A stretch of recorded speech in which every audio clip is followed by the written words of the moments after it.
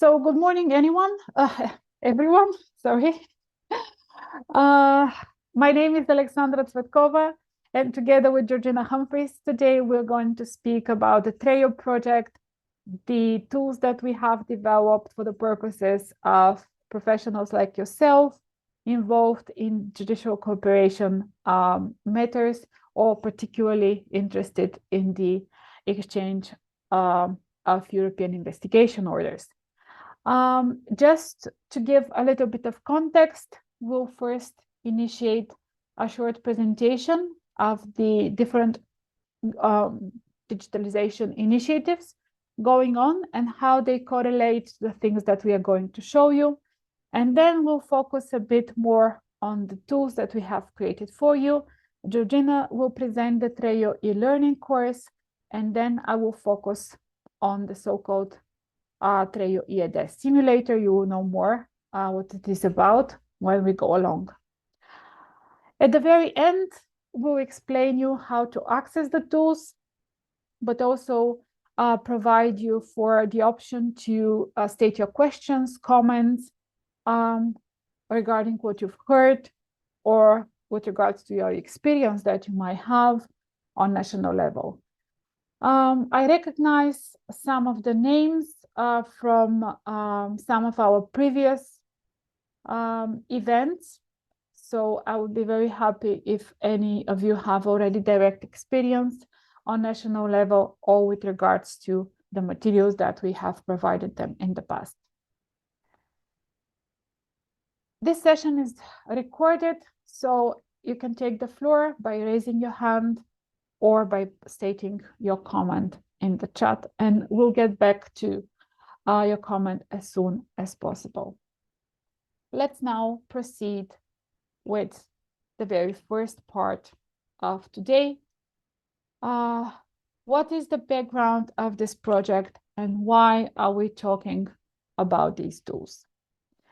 As you might be aware, there are a number of initiatives taking place at European level with regard to digitalization, and those concerning the judiciary are usually with regards to the electronic exchanges of information in cross-border transactions and exchange of evidence.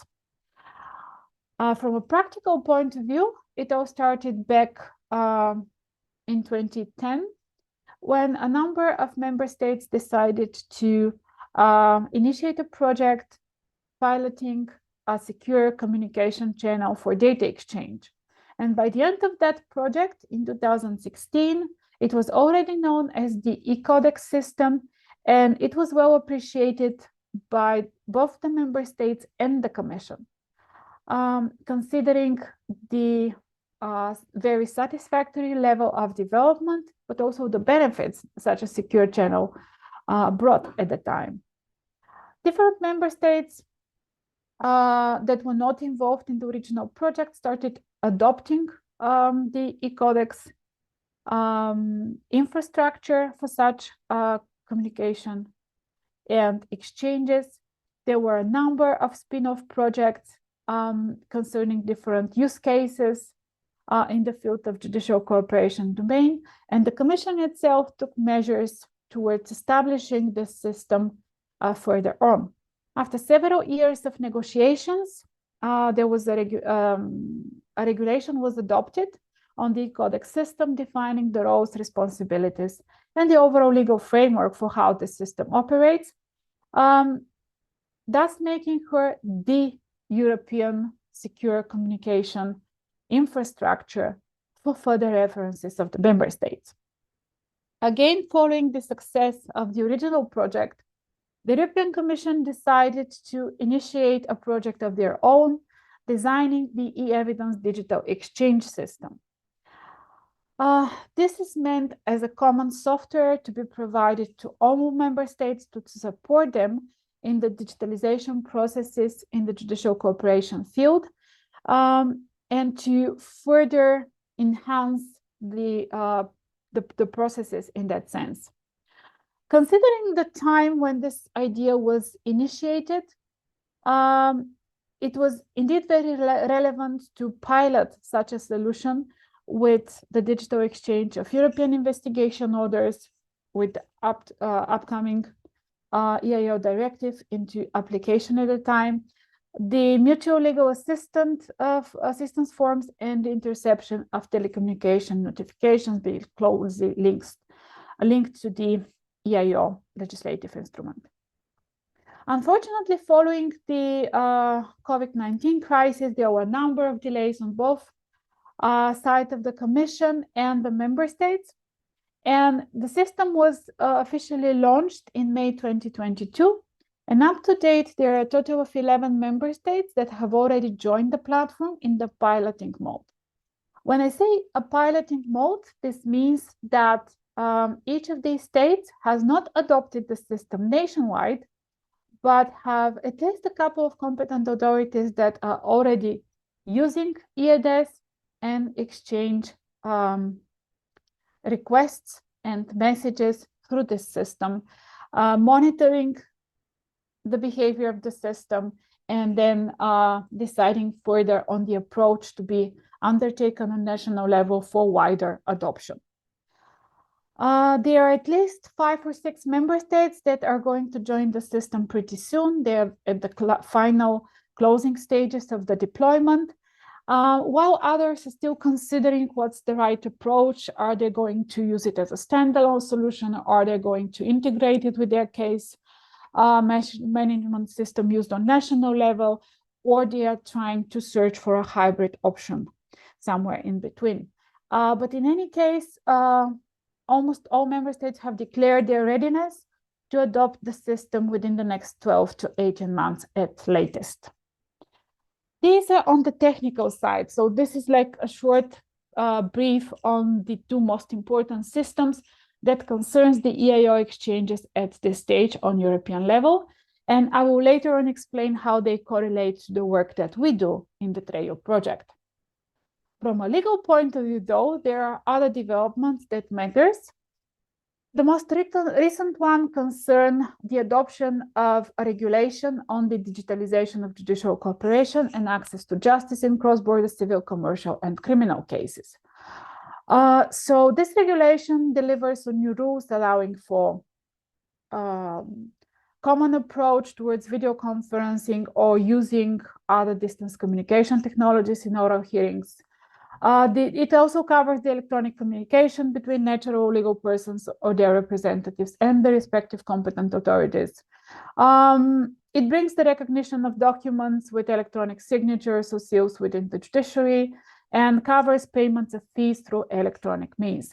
However, when it comes to the EIO itself, what's most important here is that the regulation is to oblige the member states on using electronic means for the digital exchange of requests and communications under a total of 24 different legislative instruments, among which is the EIO. And this will become mandatory at a certain point of time over the e-Codex system that I've mentioned.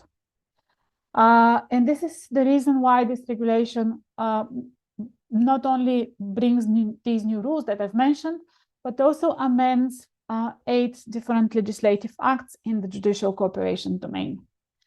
As I already mentioned, the digitalization of these legislative instruments, 24 in total, will become mandatory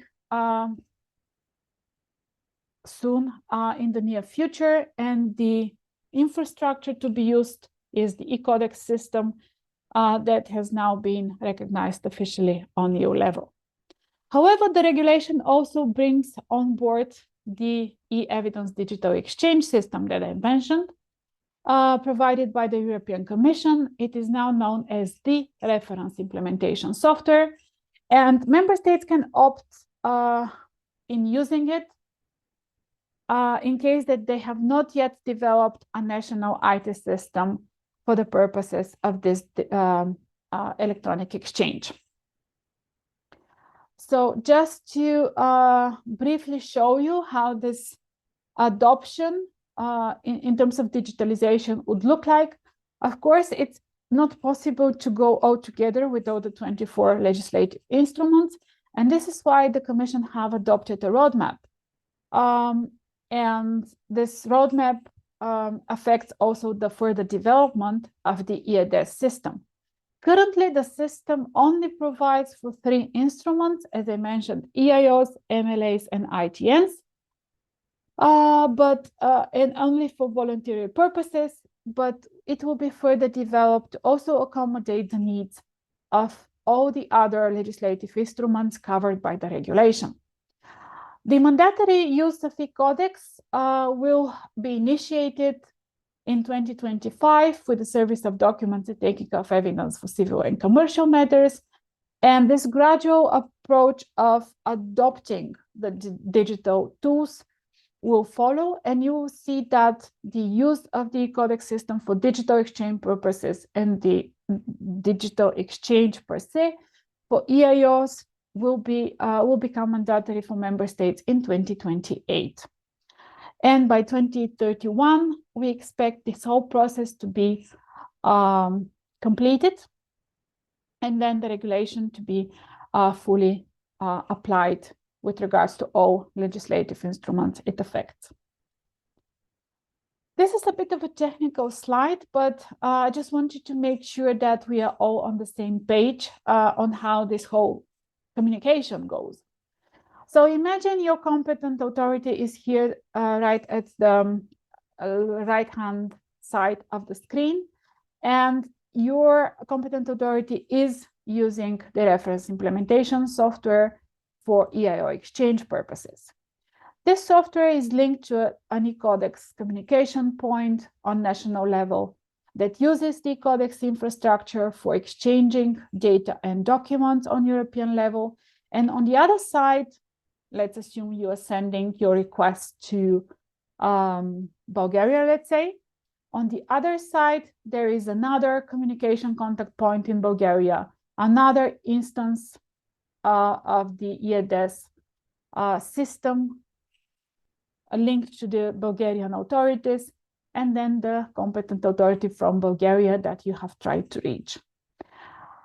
They will use the very same instance of the eEDES system that you are using.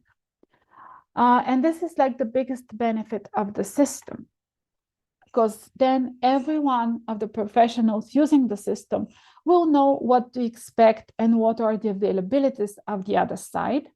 What's moreover, they could see all the notifications concerning the communication flow coming not solely from this system, but also from the eCodex environment. So you will know immediately when your message have been delivered to the other side, or if there is any technical problem in the process. And then you can immediately reach your support teams to help you solve what the potential issue could be. The other positive thing about the system, it's quite user-friendly, and the main framework will remain the same over time, no matter what type of developments and new instruments are brought on board. Having said this, this means that, again, the user face, the interface, the user experience, the main functionalities with regard to e-signing, automated translation, and all of the support tools the system provides will remain the same. While going from one instrument to the next, the forms will change, the operational requirements regarding the communication will change for the purposes of that particular judicial cooperation instrument. But if you are familiar with one, like the EIO exchanges, then it will be even more and more easier for you to get familiar yourself with every new judicial cooperation instrument the Commission is developing on top of the original framework. The system is available in all European languages, so depending on the language that you are used to work in, you can easily switch between your native language, English, or any other language you might be interested in. And then the whole interface changes according to the selected language. While I'm presenting about the TREIO eEDES simulator, which is an exact replica of the original eEDES system with built-in additional training functionality. I will also show you how this system feel and look in practice, so you'll be able to better understand what I mean now. Now, with all these technical and legal developments taking place, the big question is, why am I talking to you about them and how they affect the project that we are currently implementing? So as I mentioned, I'm representing the TREIO project. It's a EU-funded one. And when it was conceived back in 2019, 2020, our idea, seeing all these developments in motion already, our idea was to try and support the EIO professionals and the competent authorities working in this regard in two main directions. So with the EIO directive already in application, we saw how different sometimes the modalities could be going from one member state to another. So one of our aims was to try and align these approaches through a common training approach and a common training framework. And then the other purpose of the TREIO project was to integrate the potential use of this new at the time system, eEDES, into this training framework. So when we first started the project, we focused on person-to-person training activities. We delivered on training materials that covered the legal, the business aspects of the EIO exchanges, but also integrated guidelines on how to use the eEDES system and the different support functionality it brings, depending on the stages of the EIO workflow contextualized in the respective section of these training materials. We also took care of how these training materials could be adapted to the national specifics. So there are a number of guidelines on how to integrate differences with regards to the EIO workflow, the national competencies, the case law that may exist, and so on, into these training materials that we have delivered. The original set is in English, but the full set was translated in 16 other languages. And then we started providing for train-the-trainer activities and online training across different member states. We've done this for 2 years, and the last training actually finished just 2 weeks ago. But despite the very positive experience that we had, we also saw that in some cases, these trainings are not the most efficient way to do this, because the member states, for example, one member state's very eager to adopt the system, opt for a training. We deliver the training, but then for different technical or political or strategic reasons, that member state is not in a position to deploy the system a year later. So all the knowledge and all the practice these professionals have gained through our trainings are kind of going into the drain. So we have tried to optimize our own work and to find a way to make our activities more sustainable. This is how we ended up with the TREIO eLearning course that Georgina will present soon. And we have integrated in the eLearning course modalities our own experience and from these person-to-person trainings and what we have seen in terms of approaches undertaken by the member states. Based on this experience, we have also invested a lot of time into designing the TREIO eEDES simulator. As I already mentioned, it's an exact replica of the original system provided by the Commission, but we've optimized it, bringing new, for training purposes, bringing new functions that I will talk about a bit later. And now we are at the very end stage of the TREIO project, where we are delivering the TREIO toolkit. It consists of different sets of instruments, materials, and guiding information to different audiences, professionals, trainers on EIO or competent authorities. And the purpose here is to try and ease their daily work when further adopting or dealing with the eEDES system and all these developments that I've mentioned. Now, this is the big picture of everything that we do. And now we'll pass along to Georgina to get you more involved in the e-learning course. Thank you, Alex. Yes, so I will cover some aspects on the e-learning and in the context of the TREIO eEDES simulator as well. We have several aims and activities of the TREIO online training, and there are three critical points that I will raise here. One is an e-learning platform that has been developed to house the training and to support delivery of said training.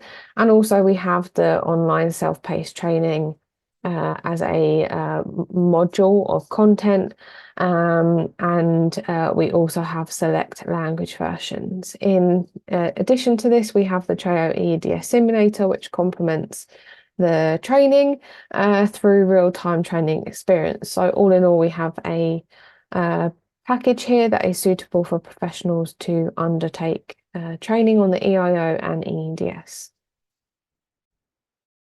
We have several use cases for the TREIO training package, and I say package, but we actually have two packages in the end. We have a full package and we have an eEDES package, as we call it, which is a shorter training course.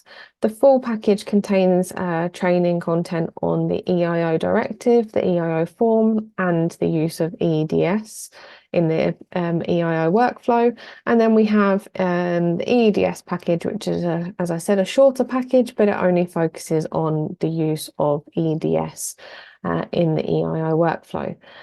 We've also considered the fact of needing a refresher training. So some professionals may be either instructed or self-evaluate that maybe they need to raise their awareness on a particular topic or need to refresh their memory on how to use a particular feature or something like this.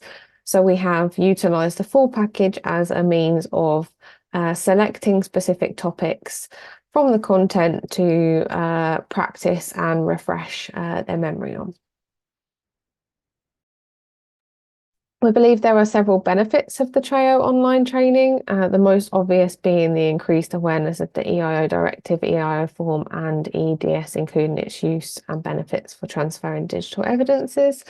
However, we also have focused on a user-centered and active learning approach for the training, and the training itself requires no instructor. So it enables professionals to conduct the study in a self-paced manner, and also to have greater flexibility and accessibility around accessing and performing the training in their time. So for example, we're aware that not everyone has a week to take out to work on training. So you might have a few hours on one day, you might have half an hour on another, but it allows you to control your own study time and be invested in learning about the EIO and eEDES, and obviously to increase confidence in the use of the eEDES platform as well. There are several aims and objectives, and they are quite self-explanatory, but we have focused on a structured knowledge of the EIO directive and the EIO procedures, which is highly important. Being able to identify investigative measures, but not only that, but to observe typical difficulties and to overcome those in the application of an EIO. To be aware of and identify procedures for transmission and receipt of an EIO, and also to learn how to use eEDES effectively in the all things EIO related. So at the end of the training, we hope that participants will have a well-rounded knowledge of everything in terms of EIO and eEDES. So whether that be legal materials or business, or in terms of the use and operation of eEDES. We have the e-learning content, as I mentioned. It's one package for the full package and one package for the eEDES package, where everything is included within that set of materials. So we have the full package, which is 1 week, and we have the eEDES package, which is 2 to 3 days. That is not to say that it will take you a full week to perform the full package, but it does allow for a slower pace, and also it allows for breaks and practicing during the training. The master copy of the e-learning is in English, and there are select translations available, and we have targeted multiple stakeholders. So this is an all-in-one course. It is meant to be for all professionals, whether you're a judge, a prosecutor, a clerk, or anything in between. So anyone handling EIOs or eEDES system. Here you can find the training overview. We have 5 modules in each of the packages that I mentioned. However, the 5 modules in the eEDES package are shorter because it's a more condensed course and only focuses on the eEDES, so some of the topics are slightly differing here. We have the take-home tasks, which are exercises which you can perform, and we recommend using the TREIO eEDES simulator to perform those. You can see that there are 3 topics mentioned there, but there are more than that in terms of the number of exercises. And the TREIO eEDES simulator is essentially the thread through all the modules and all the tasks and all the lessons. In terms of content, we have a variety of content, and it's a collection of theory and practice. Obviously, with any legal matters, there is some textual content. So we have legal requirements, procedures and best practices and case law, but we've also tried to provide visual aids through either graphics or simulated elements, videos, tutorials in the form of demonstrations. And also we then have some exercises, but we also have some self-assessment in terms of knowledge checks, i.e. quizzes, and also the end examination. And we'll just run through very quickly some of the content types here, but we have obviously text-based content, as you can see on the screen. We have some graphics, and sometimes there are even animations, which are either clickable elements or sometimes even in short video format. As you see here, some short videos have sound, but most videos just include subtitles, and I will come to the reason for this later. We have the quizzes, which are essentially knowledge checks, which I mentioned. They're not there to test you, but they are there to just check how you're progressing with the training. And then obviously at the end, there is an exam, which is a form of test, which follows a similar outline to what is shown on your screen right now, but it's the same as the quizzes, knowledge checks, to provide some familiarity for the participants. I mentioned we have some demonstrations, and these are usually in the form of videos. They have subtitles because we are aware that you may be in a working environment and maybe are unable to have sound. So they can be paused, slowed down and played at your convenience, and we recommend that participants follow along with the TREIO eEDES simulator after the demonstration has finished. Here is just a brief demonstration. We won't go through it all, but as you can see, when we start the demo, there is a possibility to have subtitling. In this case, it's English, but in the select languages, then it will be shown in the language you have chosen. As you can see here, there are short and long subtitles depending on what we're trying to articulate to you. The videos are broken down into chunks, as you see on your screen right now, and some chunks may have some additional information with them. So as you see on the right-hand side, there's a little document with a plus button and pops open with a window, which provides you more information about a specific element. So in this case, it's about searching for a competent authority. using the EJ Atlas, but it might be something else like translations or specific information that we feel is pertinent to that particular part of the process. We also have simulations. Now, these are different to the TREIO eEDES simulator, which is a separate entity in itself, but these simulations are embedded in the content. So as you can see, we have a page where we are given a set of instructions. And in this case, we're starting an ITM request, so we can click on the element that we are instructed to. The one thing with this simulation here is that you can't input text, so we have done this on your behalf, but we recommend that everyone follow along afterwards and perform the same actions using the TREIO eEDES simulator, where you can actually fill in a form yourself.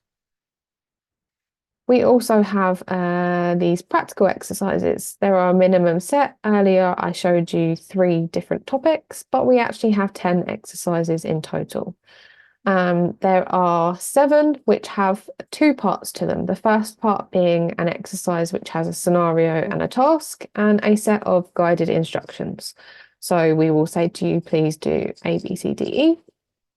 And then the second part, you're given another scenario, another task which look familiar to the first one, and you're given no guided instructions. At this point, you're expected to log into the TREIO eEDES simulator and perform the activities again. So on the next slide, we can see we have another exercise, another scenario and task, and we ask you to fill in your login details for the TREIO eEDES simulator and perform the same activities as the previously guided approach. Obviously, you have the guided version to help you if you can't recall the step-by-step instructions. The e-learning has been designed for all stakeholders, so we have considered multiple end users, and we are providing access to both training packages, so as I mentioned, a full version and a short version. So if you know quite a bit about the EIO directive and the EIO form, but not so much on eEDES, you might perform the eEDES package instead of the full package. And if you know very little about the EIO directive and eEDES, then you would perform the full package. We have also designed this for trainers. While I said it doesn't require a trainer, so it's not instructor-led, if competent authorities wish to embed a trainer into the e-learning, then they can do so by having access to not only the training itself, but mapping of the content and solutions to quizzes and examinations. We have also considered that competent authorities who maybe want to embed the e-learning into their own learning management system, or even just to have the materials, will require all of the developer files, including all the images, graphics, text, and other content elements, plus a mapping of the content in terms of a developer manual, and then obviously the developer files themselves. And now I will pass back to Alex, who will focus on the eEDES simulator in the context of the EIO business workflow. Thank you, Georgina. I've already hinted what the eEDES simulator is about, but let's go a step back and start discussing why we have it in the first place. So in an ideal training environment where you have a face-to-face type of training, you will be able to practice whatever you are learning at that moment of time with your training partner, your peer, the trainer themselves, and so on. And every time when you want to exercise something, you'll be in a position just to ask for it, and the other side will respond in the proper way. So ideally, when it comes to the eEDES system, you will have your own profile, your training partner will have their profile, and every time you would like to have some interaction among yourself, you'll be able to communicate that interaction pretty easily. Now, in a self-pacing environment where you stand alone in your learning process, it's really hard to simulate this type of interaction. This is why we have tried to substitute the need for a training partner, at least for the very key steps of the EIO workflow, using our TREIO autoresponder. This is a special training feature that we have designed and integrated with the original eEDES system a special instance of it that was given to us by the European Commission with the permission to do this type of changes. And we have kind of upgraded the original eEDES system for training purposes. So how does it work in reality? In the TREIO project, we have taken the care to install a real eCodex communication point that is connected to the real eCodex communication environment. And on our side, there is the eEDES, TREIO eEDES simulator.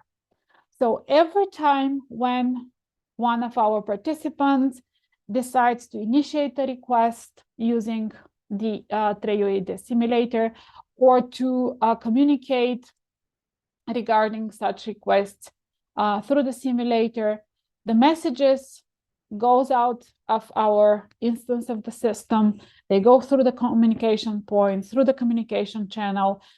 But instead of going to a real competent authority, all these messages and notification goes to our TREIO autoresponder.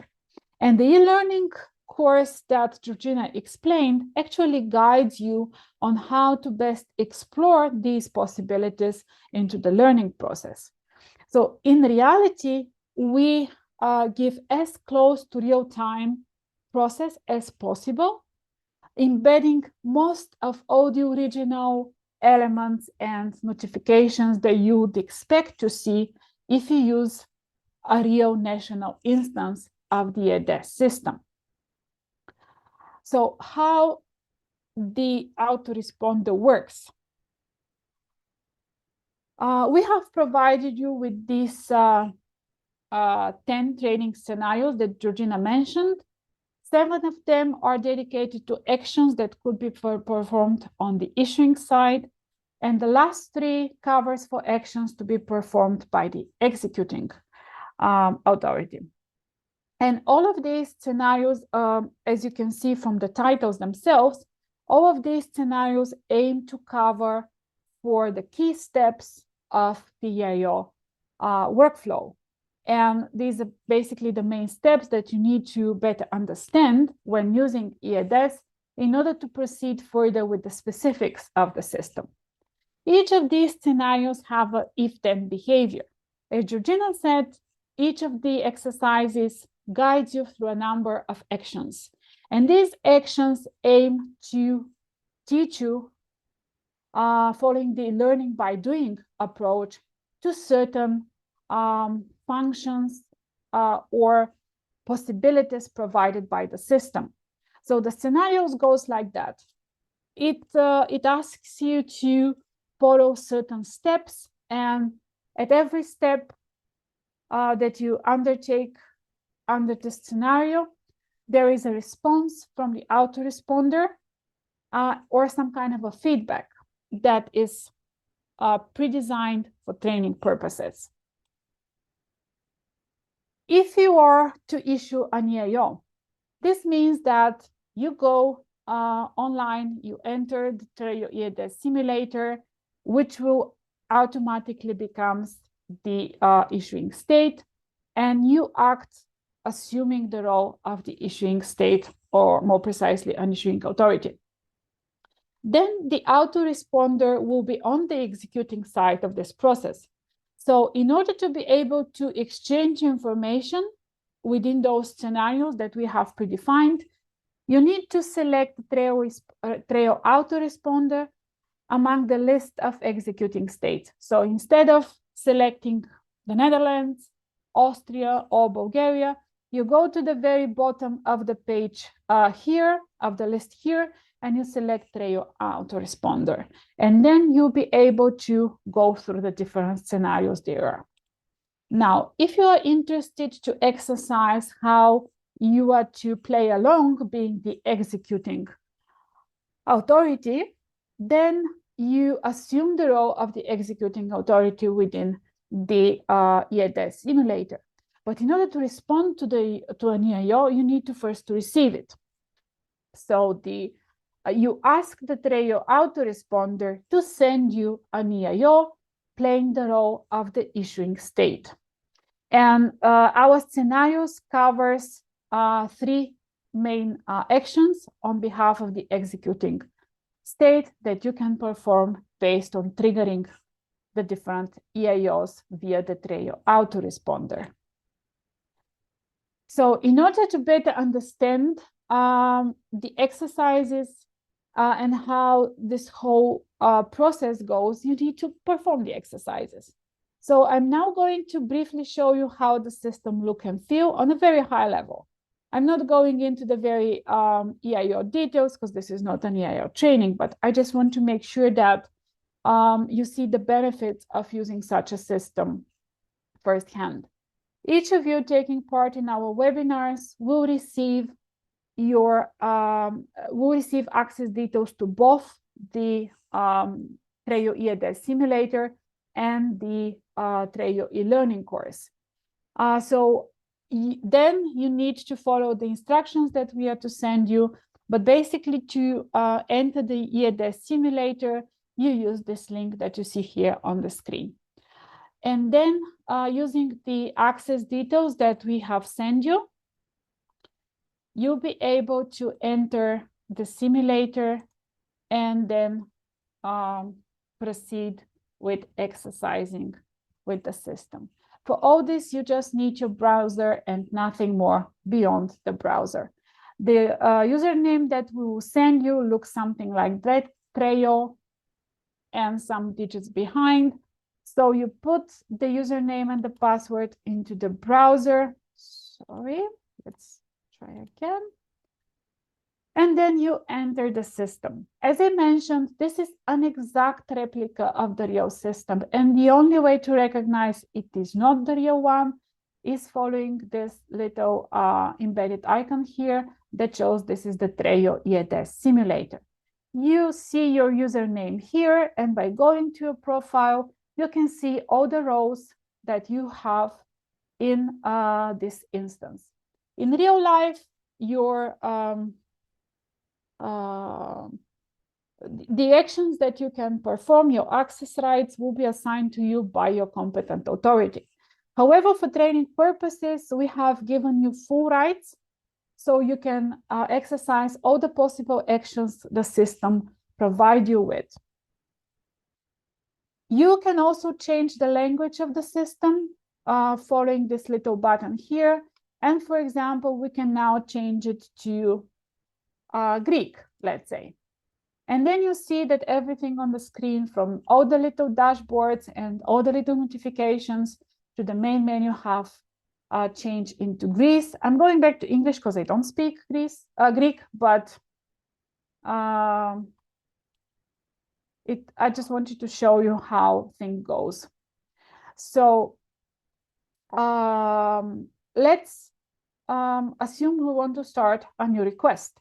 We go to the Start New Request button, and then you see all the judicial cooperation instruments that are currently designed within the eEDES system. And now it works only for EIOs, MLA, and ITNs, but once upgraded, following the new regulation, you'll be able to see all the judicial cooperation instruments here, as long as they apply to your competencies. So again, what you see here in terms of options will depend on the competencies that you have and the access that is provided to you by your competent authority. So let's try for an EIO request. And then we give a subject of our request here, trying to explain to the other side as best as possible what our request is about. I'm just putting here a dummy title to make sure we can proceed with the example. And now we are in a position to initiate filling in an EIO. Before we go to Annex A and explain some specific details there, you can see there is this overview little dashboard here. It shows you that you're currently using the eEDES simulator on the issuing state, and when you opt for using the TREIO autoresponder as the executing state, it will appear here in terms of information. And then when you move along from one stage to the next of the EIO workflow, you'll be able to see how the status of your EIO case changes over time. I'll give another example with the received EIO just to make sure that you see these differences in how they appear here. You can also see what is the general status of the EIO request, how many people from your institutions are assigned to this case, what type of documents are exchanged, and once the original EIO is initiated, you can see all the deadlines here applying to it. Another feature among these additional supporting tools, another feature is the event and message timeline. And what it provides for is a list of notifications in a chronological order that gives you sufficient information on what's going on with your EIO request. Every time when you receive a specific communication, when you create a document in the system, when you receive a reply from the other side, or any key action taken will be reflected here in this event and message timeline. So if, for example, there is a technical problem with the receiving side, you'll know it immediately because the system will communicate this through the codex channel and provide you with such details. At every moment of time, you know whether your message is received from the other side. Now, going to the Annex A. It follows the original template provided by the EIO directive with one main difference. In the paper version forms, you don't have mandatory fields. But here in the system, certain sections are made mandatory to make sure that you don't miss the most important information or you don't forget for the most important information to be sent out to the other side. And when you go from one section to the next, depending on the options that you select, the number of these mandatory fields expands or lowers depending on the modalities that you embed.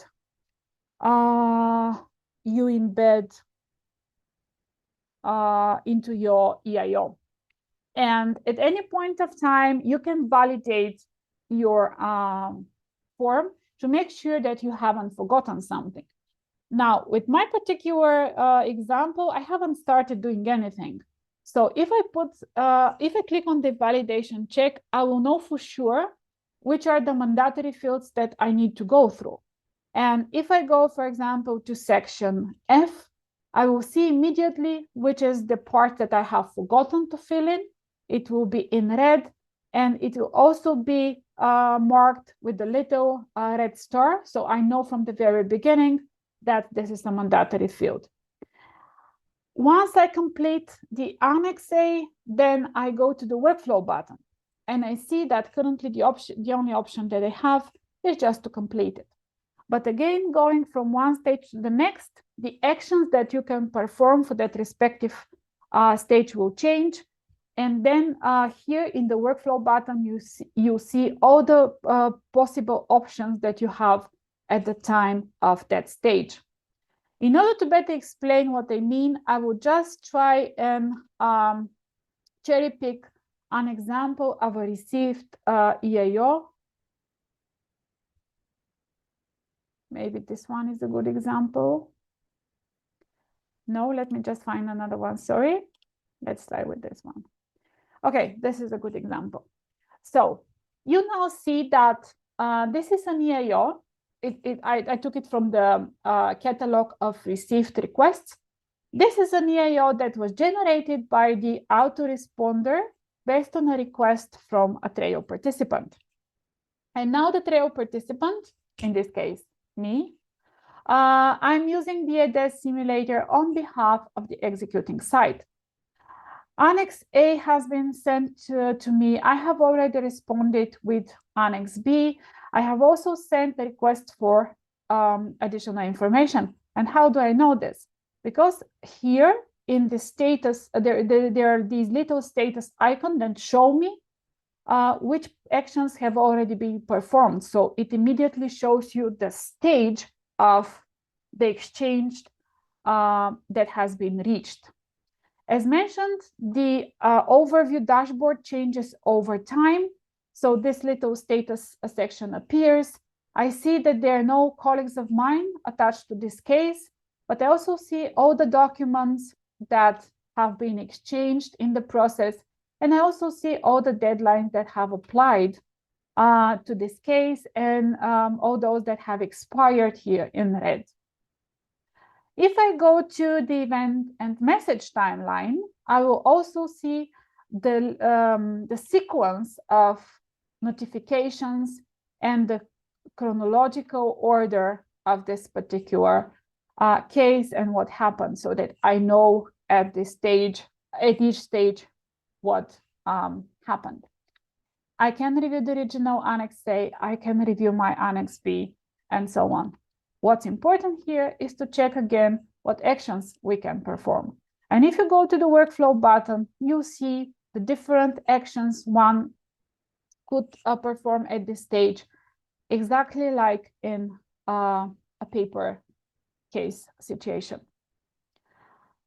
I'm not going into any further details because actually this is not an EIO training, but just a way to show you how this system looks and feels and looks. But as you saw here, there is this urgent message popping up showing that this has been marked as an urgent case. And these additional little notifications help you go quickly through all the information that goes through the system. If we go back to the dashboards, we can also see that there are a number of search options and filters to help you navigate through the different cases when they increase over time. Here you also see the various deadlines and the expected response from your side, depending on what type of cases you have received. Also, every time when you go to the full list of requests, be they issued, received, or still in draft, you'll be able to see their status immediately. So you know from the very beginning where you stand with a certain case, how urgent it is, who sent it to you, and so on. So I'm not going into any more details. I'll go back to my presentation. As I already said, you will receive complimentary access to all these tools. So anytime when you have a question with regard to how to use the tools, or you have some problems in using them, you can first refer to the user manual, of course, but you can also drop us a line at office@treio.eu, and we'll provide you with the best possible support we can. And if we are not in a position to answer your question, then we'll know for sure who does. So we will forward your request. In addition to the e-learning course and to the eEDES simulator, we will also provide access to all the materials developed under the project. You can go to the TREIO.eu website, and there is a toolkit section that will be gradually filled with information in the next 10 days. There will be all the training materials with their respective language versions, all the guidelines that we have created, along with the specific guidelines for the different audiences on how to use these tools. Once we have populated this section with all the information needed, unfortunately, it takes quite some time, but once we have finished, you will receive a notification that this process is completed, and you'll be able to go to the website and review all the possible sections and cherry pick on the materials that you find most useful for you. As I mentioned, you receive your access after this webinar within the end of the week. But you can also forward this presentation and the recording that goes with it to any of your colleagues that might be interested in using these tools, and they can sign up for access using the link you see on the screen. And access will be provided to them in due time. Again, if they have any problems regarding receiving this access or using the tools, they can always get in contact with us. One very silly note, but it's important to be made. It's about the actual use of the access detail. So in the very beginning, we send you one and the same username and password for all the tools. When you log in into the e-learning course, you'll be asked to change your password. There will be a new password you need to enter. And from then on, you use that new password for the purposes of logging in into the e-learning course. But the original one that we have given you will remain the same for the eEDES simulator and the TREIO autoresponder. I'm aware that this could be a bit confusing, and indeed sometimes people forget that this change happened, and this is why we spend time on this note. But in reality, once you start along the process, you see that it's quite easy to use both tools, and this should not be any trouble for you. So this is all from us in terms of today's topics, what we wanted to share with you and the tools that we wanted to show you. We are running a bit ahead of time, but we are here for all your questions, if you have any, regarding what we showed to you now, but also if you have any questions that you have decided to ask prior to seeing this material. In reality, we have received a lot of questions already from the registration forms, and we have tried to incorporate the answers to those questions when it comes to the tools themselves or the learning process into the presentation that we have just delivered to you. So we covered the progress of the member states, we covered the different modalities of training that we provide, and the stage that we have reached, but also how you can use all the tools that we provide depending on your role in your institution. I'm also aware that there might be some additional operative or technical questions or even legal questions that you may have.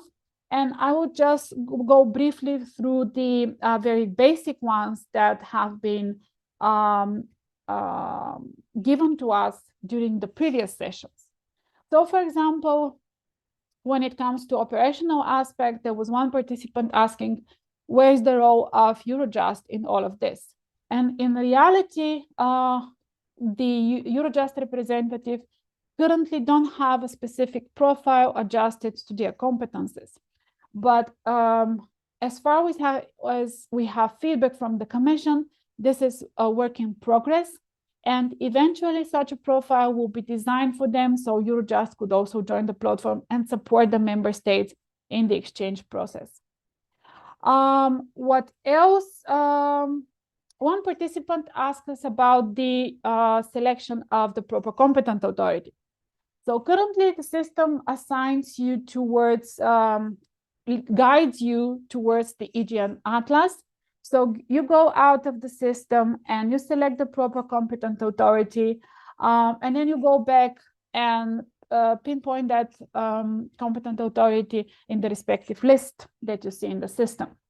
Again, based on the feedback that we have, the Commission is working on the option to integrate the EGN Atlas in the eEDES system so that the process is more smooth and automated for your sake. We have one participant asking for the languages the EIO should be sent, considering I've also mentioned at the time the auto-translation part. Again, auto-translation functionalities does not substitute the need for official for an official translation as required by the EIO directive, or as communication in the specific languages as it is required by the receiving side, for example. So the purpose of the automated translation is just for your sake, in case of emergency, in case of specific operative needs, to be able to quickly respond or quickly react in a certain situation. However, again, this is not an substitution and was never meant as an substitution for an official training. One other note that was made to us was about the deadlines, the same deadlines as before apply with regards to the original EIO workflow as per the EIO directive. And the system doesn't change that. As you see, there are a number of notifications on different deadlines in the system that will guide you better through that process. There was also a question about the size and the format of attachments that we can use. In reality, the system itself is bound by the restrictions given in the eCodex environment. So eCodex allows for exchanges up to 2 gigabytes. And this is the total volume of the attachments that can go through in a single instance of communication. So there are certain limits in this sense within the eEDES system itself. However, the system allows not only for exchange of documents, but also for exchange of audio and video files. So this is quite helpful with small size attachments. And I know for sure that the different member states that were running eCodex until recently are exploring ways for expanding the size of the files in this context, but there is no stable solution at this stage. There is a comment in the chat. Hello, several investigative measures will be required by the EIO. A different judicial authority will be responsible for each measure. How will this be done? It will be possible to complete only one EIO and then send it to several judicial authorities or executing authorities. If I understand the question right, then indeed there will be such situations, and then you also be able to forward the case on national level to the competent one, or to engage more than one professional in the process, depending on how the system itself is set up on national level. So this is something that needs to be decided from one member state to the next, depending on how the competences of the different institutions vary on national level. But such forwarding is possible, and such cooperative measures are also possible within the system, following the original type of settings given. But again, this depends on what are the authorities opted for when setting up the system on national level. Do you have any further questions? I've tried to cover basically the most common ones. Maybe Georgina could pitch in if she thinks of something else that I might missed. Only point I have is that the TREIO eEDES simulator is not meant to replace eEDES. It is meant to be used as a training tool, so please don't include any sensitive data when you are practicing with the EIO forms, etc. So we've given you fictitious data during the exercises, and if you want to make your own exercises or practice, then please make sure to also use fictitious data and not anything real. Thank you, Georgina. Anyone else? Even if you don't come in with your comment right now, this is not the end of the conversation. As I already mentioned, we will send you a number of notifications, starting with materials and access, and then notifying you on the completion of this toolkit section on the website. And of course, you can react to us in the same fashion if you have any follow-up questions regarding the presentation today, or regarding the materials that we are to forward you after today. You may come back to us using our office at treio.eu email, and then we'll try to respond to you as soon as possible. Again, another opportunity to raise your question. Raise a hand, put it in the chat. Otherwise, I will call for the closure of today's event. Also, we are a bit late in terms of time. I don't want to take more of your lunch break anyway. So no one? No further questions. No further questions. Okay. So thank you for signing up for today's webinar. Thank you for being here, spending an hour of your time with us. And I hope that the things that you've heard today could be helpful to your day-to-day activities. I hope that the materials and the toolkit that we'll share with you will help you further in your professional experience. And again, at any time, if you have any questions regarding these tools, the project itself, just let us know and we'll come back to you as soon as possible. Thank you again. Have a great week. Considering we are already in the middle of it, but still have a great week ahead.